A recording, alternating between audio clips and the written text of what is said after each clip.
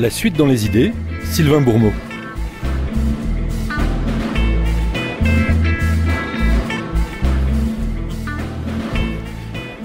Communautarisme. La pitoyable polémique estivale du Burkini aura offert une nouvelle occasion de voir s'affoler les statistiques d'occurrence de ce mot dans l'espace public. Ainsi, le fait que quelques femmes décident de revêtir cet accoutrement pour aller à la plage serait, nous explique plus ou moins doctement de nombreux médias et responsables politiques, la preuve du communautarisme qui vient, ou dit autrement, de l'inexorable progression de ce modèle anglo-saxon, comme on dit seulement en français, soit dit en passant, un référentiel qui viendrait menacer notre sacro-saint modèle républicain. Comment dites-vous? Communautarisme? Non, à vrai dire, le mot n'existe même pas dans la langue anglaise. Alors de quoi s'agit-il? De quoi communautarisme est-il le nom? Au terme d'une enquête entamée il y a 10 ans, le sociologue Fabrice Dume-Sonzoni est en mesure de retracer la trajectoire à succès de ce mot poison du débat public, assurément l'une des prophéties autoréalisantes les plus accomplies de notre époque, capable d'inventer des mots sans les choses.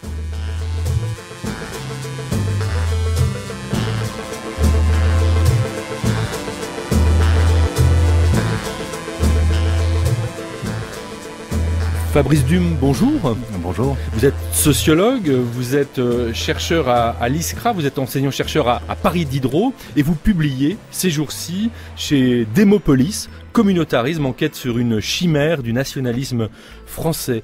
Ce livre, en fait, est la deuxième version d'une enquête que vous avez commencé à mener en 2004-2005, sur laquelle vous êtes revenu, parce que sans doute au début, vous ne vous doutiez pas que ce mot allait connaître ce succès. Quand vous avez commencé à travailler, il était encore relativement récent, cet emploi du mot communautarisme. Je voudrais qu'on commence par le début, qui en fait est une commande. On vous a commandé une enquête dont les termes vous ont intrigué et vous ont amené à vous interroger sur ce terme communautarisme, Fabrice Dume. Oui, en effet, mais je pratique plutôt une sociologie publique, c'est-à-dire d'aller travailler avec des équipes, avec des professionnels, avec des gens pour essayer d'accompagner un processus d'émergence de critique, de contre-public au fond, notamment de critique des institutions et de leur fonctionnement. Et pour le coup, là, je travaillais sur une enquête qui portait autour de la question du racisme et de l'antisémitisme à l'école. On était au début des années 2000 et les préoccupations du ministère de l'Éducation nationale étaient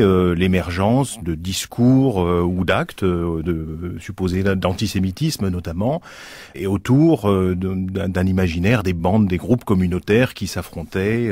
Voilà. Donc ça, c'était un peu la préoccupation de l'institution scolaire. Et la commande, effectivement, d'une enquête portait sur à peu près racisme, antisémitisme et communautarisme. Voilà. Alors, un peu intriguant pour le sociologue, c'est-à-dire autant le racisme, la sociologie du racisme, on connaît bien, la question de l'antisémitisme, on connaît bien aussi, mais il y a déjà une discussion théorique sur faut-il distinguer ou pas des racismes, le racisme, l'antisémitisme, voilà, y a-t-il nécessité de les désarticuler et de les réarticuler? En tous les cas, c'est des réalités sociales voilà. Que vous aviez déjà eu à connaître, sur lesquelles vous aviez travaillé, qui renvoient à des travaux, en tous les cas, de collègues sociologues. Il s'agit bien de réalités sociales. En revanche, le troisième thème, communautarisme, il vous a posé immédiatement davantage de problèmes. Absolument, mais autant la réalité sociale du racisme et de l'antisémitisme existait en général, mais quand même, au début des années 2000, il y a à peu près aucune enquête sociologique dans l'école. C'est-à-dire, on est sur des thèmes qui existent, mais pour lesquels nous ne savons pas, en réalité, à ce moment-là, ce qui se passe dans l'école. Donc, première enquête, on va dire, à peu près, sur cette problématique-là. Et du coup, dans cette commande autour du terme communautarisme, il y avait déjà un filtre assez problématique qui supposait que le racisme venait, au fond, d'affrontements communautaires, donc en réalité des publics de l'école, des élèves. Et quand on regarde la sociologie du racisme, on peut quand même plutôt s'interroger sur la manière dont l'institution scolaire fonctionne. Alors, du coup, effectivement, face à cette commande un petit peu étonnante, j'ai proposé de travailler sur ce mot-là et d'essayer de comprendre ses significations, ce qui m'a amené dans une enquête parallèle à la question de l'enquête de terrain sur le racisme à l'école. Une enquête parallèle pour essayer de comprendre comment ce mot a émergé, comment il a évolué dans le temps. Alors, émergence, je le disais, récente. Au fond, on trouve très très peu d'occurrence du mot communautarisme dans les publications en langue française avant les années 90. Ça n'existe quasiment pas et ça va démarrer, mais ça va démarrer très fort et très vite. Ça n'existe quasiment pas au début des années 80. Le mot apparaît ici ou là. Il y a quelques personnes qui l'utilisent. Et alors, j'ai travaillé dans les médias, et ceux qui l'utilisent dans les médias, dans la presse à ce moment-là, c'est un certain nombre d'intellectuels. Voilà. Donc c'est un discours, j'ai envie de dire, qui n'est pas encore un discours journalistique, c'est un discours d'intellectuel, et il va devenir un discours journalistique en même temps qu'effectivement il va, à partir des années 90, progresser de manière considérable. Donc au départ, c'est ni un discours de chercheur, ni un discours de journaliste, mais un discours intermédiaire, en quelque sorte, on pourrait dire, d'intellectuels qui emploient ce mot pour désigner des choses sur lesquelles ils n'ont pas spécialement mené d'enquête, mais sur lesquelles ils ont des choses à dire. Sur lesquels ils ont des choses à dire, pour lesquels ils ont en tout cas une certaine représentation. Et mon souci, c'était d'essayer de comprendre quelle est cette représentation. C'est-à-dire, au fond, derrière ce mot, quel est le regard qui est porté sur la réalité de la société française, et en quoi l'émergence de ce mot signale des transformations sociopolitiques, des transformations dans la représentation des problèmes publics et de la situation finalement politique de la France. Ce mot, au fait, va être une sorte de prisme, un opérateur, et un prisme qui va avoir des effets en retour sur ce monde social qu'il est censé refléter. On va revenir sur toute cette enquête. Je voudrais quand même, parce que des auditeurs doivent se poser la question, vous la posez directement, mais ça veut dire qu'au fond, communautarisme, pour vous, c'est un concept, c'est un mot, un concept, ça serait peut-être déjà lui accorder beaucoup d'importance, en tous les cas, un mot qui vise à désigner quelque chose avant d'être une réalité sociale qui serait désignée par ce mot. C'est-à-dire que le communautarisme, on n'en trouve pas trace, ça n'existe pas. Ce que certains désignent par communautarisme, eh bien, on a beaucoup de mal à en trouver des exemples mis en évidence dans des travaux de chercheurs. Dans les travaux de chercheurs, d'une part. Quand on regarde la littérature qui a émergé quand même au milieu des années 2000, il y a eu un certain nombre de livres qui ont été publiés sur ça. À peu près tout le monde s'accorde pour dire que là, c'est un fantasme. Voilà, enfin, c'est un mot qui ne désigne pas une réalité concrète. Néanmoins, les auteurs même qui disent ça se sentent quasi obligés de supposer une question substantielle qui est derrière. Alors, j'avais traité cette question-là en comparant la presse nationale et la presse locale, parce que ce qui était tout à fait flagrant, c'est que ce discours était lié à une représentation de la nation, donc plutôt lié à l'imaginaire national. Ce mot parle de l'imaginaire national. Et la question que je m'étais posée, c'est est-ce que si on descend à une échelle, on va dire locale, est-ce que ce mot peut avoir d'autres usages qu'un grand discours de représentation de la nation? Est-ce qu'il est parfois utilisé ou pas pour qualifier des événements, des pratiques sociales, etc. La réponse, c'est à peu près non. C'est-à-dire que c'est un discours qui renvoie toujours à une représentation imaginaire de la nation. À l'échelle de la nation. Alors, l'autre usage qui est fait très très rapidement de ce mot, c'est un mot épouvantail, on pourrait dire au fond. Un mot qui est censé renvoyer à une réalité qui serait extérieure à l'histoire de la nation française et qui serait davantage associée à l'histoire d'autres nations, d'autres pays qui, elles, seraient communautaristes. Et évidemment, les États-Unis sont convoqués au premier chef comme exemple numéro 1 du communautarisme. Alors on sait qu'aux États-Unis, les communautés sont des choses extrêmement importantes. Très récemment, dans cette émission, Julien Talpin est venu parler de son travail sur les formes de mobilisation des communautés à Los Angeles en particulier. Mais on peinerait à trouver ce qu'on entend en France par communautarisme dans la réalité politique anglo-saxonne, qu'elle soit américaine ou britannique, Fabrice Dume. Oui, absolument. Le terme de communauté tel qu'il est pensé dans des pays d'Amérique du Nord est à peu près incompréhensible pour les Français. D'ailleurs, il n'existe pas. Je le disais dans l'introduction de cette émission, il n'y a pas l'équivalent. On ne peut pas traduire, on ne peut pas dire communautarisme. Ça ne veut rien dire. Il y a d'ailleurs des ruses tout à fait étonnantes des traducteurs automatiques, c'est-à-dire ou des dictionnaires en ligne. C'est quand on leur demande communautarisme et quand on leur demande de le traduire, ils nous renvoient aux politiques d'intégration et aux problèmes d'intégration, donc à la française, sous-entendu. C'est vraiment un mot qui parle de l'imaginaire français, qui n'a effectivement pas d'autre réalité. Alors, la question des États-Unis ou de l'Amérique, plutôt un peu fantasmatique, l'Amérique est centrale, mais elle est articulée, et plus centrale encore est la question de l'islam. En réalité, si on prend la trajectoire de ce mot, il y a trois grands thèmes qui structurent un petit peu ce discours. Il y a d'une part l'islam, la montée finalement d'un discours de peur de l'islam, et puis de haine de l'islam, où communautarisme représenterait finalement, pour le dire assez vite, des hordes de barbares menaçant la société française. On a un deuxième élément qui est effectivement la figure de l'Amérique, avec à la fois une critique de l'hégémonie américaine dans la mondialisation culturelle, et à la fois la question des dites communautés, avec la dénonciation d'un multiculturalisme qui serait opposé à l'intégration à la française. Et du coup, cette double articulation va se déplacer avec un troisième thème qui émerge très fortement, c'est que ce mot communautarisme il va devenir une accusation politique qui est tournée contre la gauche, à qui on reproche depuis les années 80 une espèce de multiculturalisme ou de volonté multiculturaliste américaine de vouloir importer ce modèle-là, et à qui on va reprocher de plus en plus une espèce de stratégie un peu pas claire vis-à-vis des musulmans, de la reconnaissance, etc. Ce qui va se traduire dans le discours de droite, d'extrême droite ou d'extrême gauche aujourd'hui, qu'on parle d'islamo-gauchisme, d'accord, en accusant finalement cette gauche de faire le jeu de l'islamisme au nom d'une espèce de modèle culturaliste. Je voudrais qu'on revienne sur ce lien avec les États-Unis, un certain nombre de confusions, de malentendus, parce que il y a un élément qui existe dans le débat de la philosophie politique américaine, qu'on n'appelle pas communautarisme, mais communautarianisme. Donc c'est le travail de Michael Sandel en particulier là-dessus, qui ne renvoie pas du tout à la même chose que ce qu'on désigne par communautarisme. Et pourtant, un certain nombre d'importateurs de ce mot ont partie liée avec cette tradition philosophique américaine. Je pense à Laurent Bouvet, qui a écrit un livre sur le communautarisme et ses problèmes, et qui a participé du mouvement que vous décrivez bien, d'un certain nombre d'intellectuels, avec sans doute au premier plan Pierre-André Taguieff, mais aussi Michel Tribala par exemple, qui ont inscrit à l'agenda ce mot comme une pseudo-importation américaine, enfin qui ont brouillé un petit peu la généalogie de ce concept, Fabrice Dume. Absolument, il y a une fiction autour de ça, une espèce d'origine américaine de ce mot, ce qui n'est prouvable nulle part, et en tout cas ce qu'on voit bien émerger, c'est-à-dire ce mot n'a pas d'équivalent effectivement dans la langue anglaise d'abord, et il y a un vrai problème de traduction. Alors vous avez cité un certain nombre d'auteurs qui là sont des fervents défenseurs de ce modèle menaçant, soi-disant modèle intégrationniste français. Par contre, si on regarde un peu la littérature qu'il y a autour du communautarianisme, ou de la pensée communautarienne, comme on le traduirait plus simplement, on pourrait dire, il y a un vrai problème de traduction. C'est-à-dire que le mot communautarisme est pris dès lors qu'on resitue cette pensée communautarienne dans la langue française. Le problème de traduction, c'est que communautarisme en France veut dire en fait tout à fait autre chose.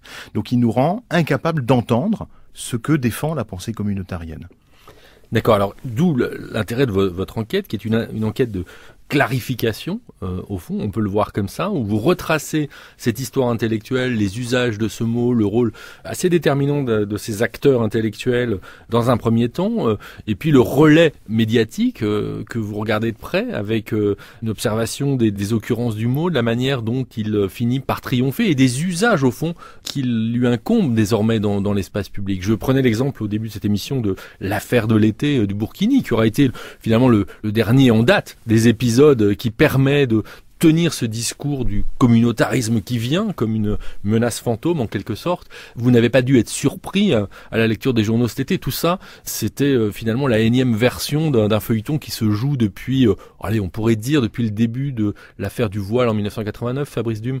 L'affaire du voile, pas tout à fait, parce que si on regarde vraiment l'histoire du terme communautariste, c'est très frappant de voir qu'en 1989, le terme communautariste n'est pas du tout utilisé pour décrire cette situation, et donc ne s'applique pas à la controverse ou polémique qui est en train d'être née. Par contre, ça va devenir un instrument très efficace pour requalifier un certain nombre de choses, et là, c'est plutôt à partir du milieu des années 2000, ou début des années 2000, que ça va devenir finalement une question. Lors de la loi de 2004, ou la préparation de la loi de 2004 contre le voile à l'école, de 2003-2004, c'est vraiment pour le coup le discours du communautariste qui est utilisé, alors qu'il n'existe pas en 89. Donc on voit bien du point de vue du rapport aux faits que c'est un mot qui requalifie une réalité sociale, mais qui n'accompagne pas en soi l'émergence de nouvelles questions ou de nouveaux problèmes. Il y a une déconnexion des deux. Par contre, il devient un instrument politique très très important pour essayer de diffuser dans l'espace public une représentation fantasmée de l'imaginaire français, d'une part, d'autre part, un sentiment de peur que ce modèle-là, auquel nous serions attachés, est menacé par un certain nombre de sources dont on a parlé, mais qui sont toujours en même temps relativement diffuses, relativement invisibles dans leur forme réelle. Et cette invisibilité, elle est très intéressante pour ça, parce qu'au fond, ça ne renvoie pas à des faits précis. Et c'est ça la puissance au fond par laquelle opère ce mot, c'est qu'il parle toujours quelque chose qui est relativement fumeux en termes de pratique, mais qui du coup apparaît d'autant plus menaçant. Et là on voit bien, on commence à déceler vraiment une grille de lecture assez classique au fond du discours des renseignements, c'est-à-dire qu'il y aurait d'autant plus de menaces que les pratiques ne sont pas visibles. Alors ça aboutit à des contradictions dans les termes qui sont assez flagrantes, c'est-à-dire que d'un côté, quand l'affaire du Burkini se déclare, quand on montre des femmes en photo sur les plages portant un burkini, on va crier au communautarisme, et dans le même temps on va reprocher la faiblesse des communautés, en l'occurrence de la communauté musulmane avec des guillemets, dont Olivier Roy rappelait encore récemment qu'il ne savait pas trop ce que c'était, sa faiblesse à réagir face à de tels agissements. Donc on dit une chose et son contraire dans le même temps. Oui, il y a vraiment une injonction contradictoire et paradoxale qui s'exprime en particulier en direction des musulmans ou des gens qu'on voit comme ou qu'on pense comme musulmans, à qui on demande de s'exprimer au nom d'une communauté pour condamner des actes de terrorisme, et en même temps à qui on reproche sans cesse d'être une communauté ou de vouloir le communautarisme. Donc vraiment une contradiction majeure. Mais ça montre bien à un moment donné que ce mot-là, il est d'abord un opérateur dans le langage politique, d'une manière d'essayer de dessiner un rapport de force dans laquelle on voit bien que l'islam sert à justifier à un moment donné un certain nombre de choses, bien plus qu'on ne s'intéresse jamais au fond à la manière dont les musulmans vivent, pensent, etc. C'est assez typique sur la question du voile, c'est-à-dire on parle au nom de l'islam, on parle de l'islam au nom des musulmans, jamais on demande aux gens comment ils vivent et comment ils voient le monde, quoi. C'est-à-dire que quand le New York Times prend la peine de le faire, en posant des questions à des femmes musulmanes en France, le Premier ministre français réagit et s'en prend à ce grand journal américain. Alors, autre question, ça n'a pas toujours été comme ça, c'est-à-dire que l'usage du mot communautarisme n'a pas renvoyé toujours exclusivement, parce que c'est le cas aujourd'hui, à l'islam. Il a pu aussi renvoyer à d'autres types de communautés, notamment de communautés homosexuelles. De ce point de vue-là, les choses ont évolué. C'est ce que note Éric Fassin dans la préface qu'il fait à votre livre, là où un autre ennemi, en quelque sorte, pouvait être désigné au moment du débat sur le Pacs, à la fin des années 90, et puis, eh bien, on voit que les choses ont vraiment changé à la faveur de ce grand débat national autour de la loi pour le mariage pour tous. Si on fait la trajectoire du mot lui-même, d'abord, il va se détacher du terme communautarisation, et qui, apparemment, on pourrait se dire spontanément, on est dans le même univers intellectuel. En réalité, pas du tout. C'est-à-dire que le terme communautarisation, tel qu'il est utilisé dans les années 80, il est utilisé principalement pour parler de l'Europe, de la construction européenne. La communauté européenne. Voilà. De la communauté européenne. Et c'est un mot qui, dans cette époque-là, a plutôt un sens un peu positif, c'est-à-dire on réclame plus de communautarisation au sens de mise en commun et gestion en commun d'un certain nombre de biens communs, de biens collectifs, etc. C'est un usage qu'on retrouve un peu en Belgique aussi d'ailleurs, État complexe avec des composantes géographiques différentes et linguistiques différentes. En Belgique ou dans d'autres situations, mais y compris en Belgique, le terme va migrer et va devenir plutôt négatif sous l'influence de l'émergence de ce nouveau mot, communautarisme. Et lui, il émerge alors en deux temps. Disons que si on regarde un peu la courbe par laquelle le mot s'impose dans le discours de presse, on distingue quand même très clairement une première flambée, si je peux le dire comme ça, du terme dans son usage, c'est après 94, 95, voilà. Et l'autre, c'est autour de 2001. Voilà. Et en fait, ça correspond, une fois n'est pas coutume, à des choses assez précises en termes d'événements médiatico-politiques. 94-95, c'est l'affaire Khaled Kelkal, du nom de ce jeune homme qui a été tué devant les caméras de télévision par la police et qui était poursuivi pour sa participation aux attentats du métro Saint-Michel à Paris en 1995.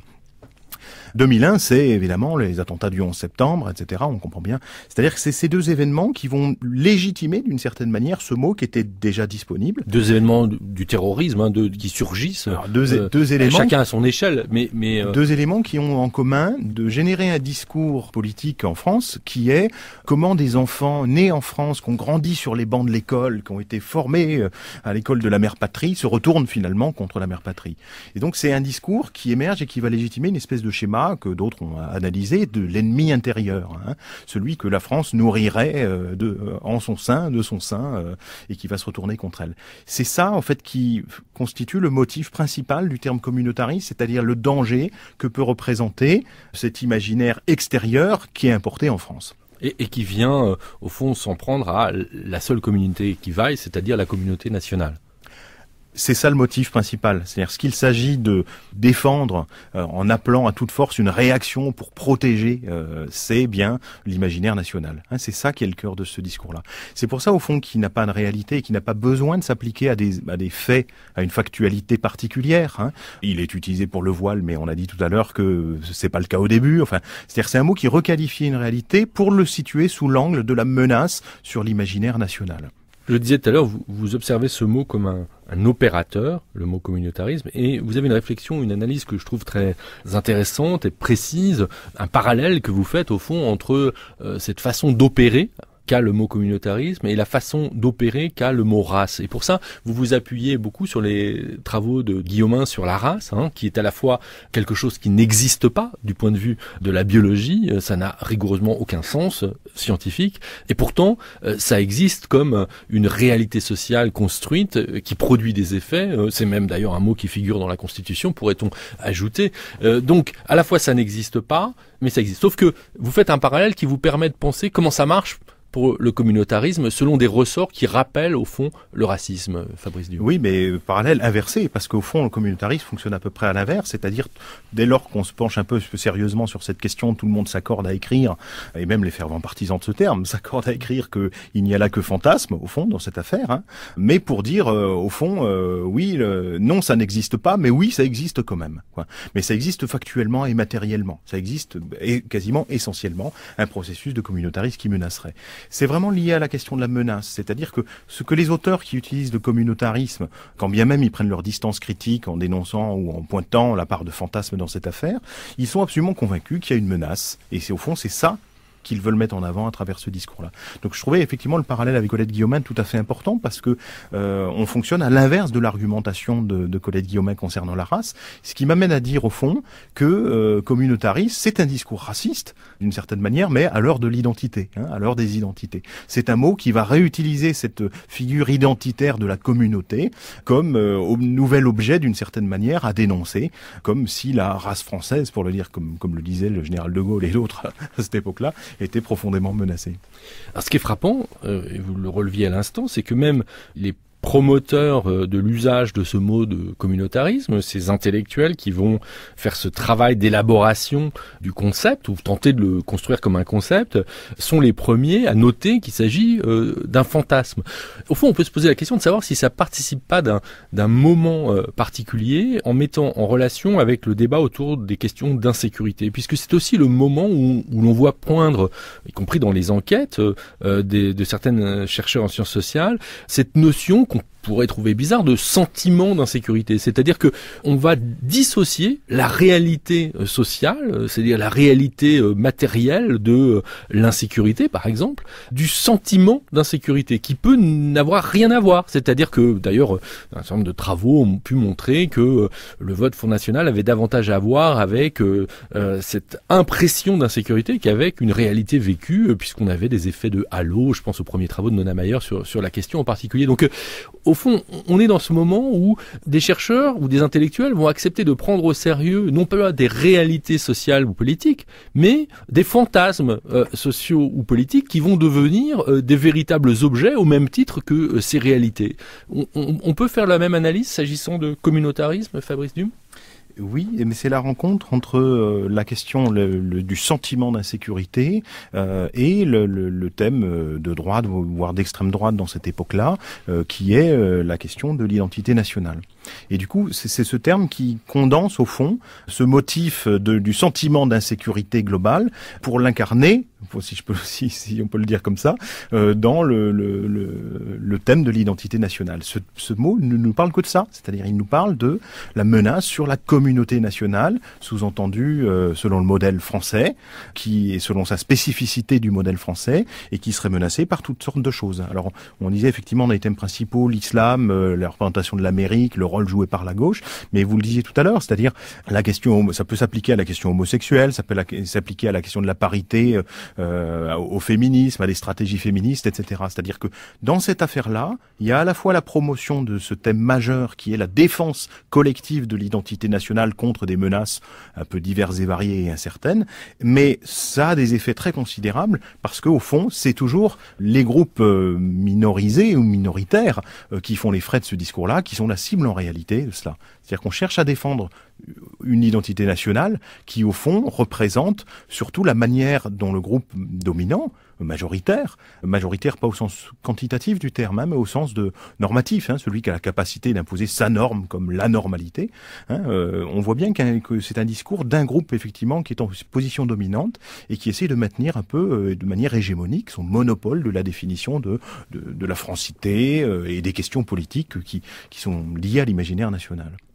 Si l'on suit le raisonnement et la proximité de ces concepts de sentiments d'insécurité, la prise au sérieux des fantasmes, leur élaboration finalement à travers des concepts, on se dit que l'étape d'après, ça a été l'invention, et on retrouve là un acteur que on a déjà cité, que vous citiez, de cette notion d'insécurité culturelle, où on a finalement ce sentiment d'insécurité, mais appliqué non pas cette fois à la violence, à des crimes et délits, mais appliqué à quelque chose de très très très vague, qui renvoie au communautarisme, au fond, de cette menace diffuse qui pèserait sur une identité, et donc sur la communauté nationale. Fabrice Dume. C'est ça qui m'amène, mon travail, il cherche à prendre la généalogie de cette question et comment elle s'est imposée dans le discours politique comme une évidence. Et je trouve que le mot communautarisme, à la fois est un opérateur de cette colonisation de l'espace du discours public et est en même temps un révélateur très très important de ce déplacement-là. Comment des années 80 aux années 2010, 2015, 2020, bientôt, ce thème de l'insécurité qui va devenir l'insécurité culturelle est devenu un thème apparemment évident. Et je pense qu'effectivement le terme communautarisme a été l'opérateur ou l'un des opérateurs tout à fait clés de cela. D'autant plus clé que c'est un mot qui a permis d'articuler un certain nombre de schémas intellectuels divers et variés. Voilà, c'est un mot qui a servi à agglomérer ça et à lui donner quelque part une image de la menace particulière. Dernière question, Fabrice Dume, ou remarque, en fait, on s'aperçoit que nombre de ceux qui ont participé à ce travail d'émergence de ce mot comme opérateur sont des gens qui ont une trajectoire politique qui vient de la gauche et qui va vers la droite. Là, on a un signe, c'est davantage ce type de profil que des gens de droite qui auraient fait ce travail intellectuel. Je citais tout à l'heure les noms de Taguieff, de Tribala, par exemple. Il y a aussi des gens de droite qui ont été très très actifs. Si on prend les chroniqueurs du Figaro par exemple, ils se distinguent par une production vraiment répétée, très abondante, à marteler finalement ce thème du communautarisme comme une menace. On voit du coup une espèce d'alignement sur les thèses d'un certain nombre de chroniqueurs du Figaro. Quelque part, c'est ça qu'on peut lire dans cette histoire. Merci beaucoup Fabrice Dume-Sanzoni. Je rappelle le titre de votre livre, Communautarisme, enquête sur une chimère du nationalisme français. Il paraît aux éditions Démopolis. Vous pouvez trouver les références bibliographiques sur la page de la suite dans les idées.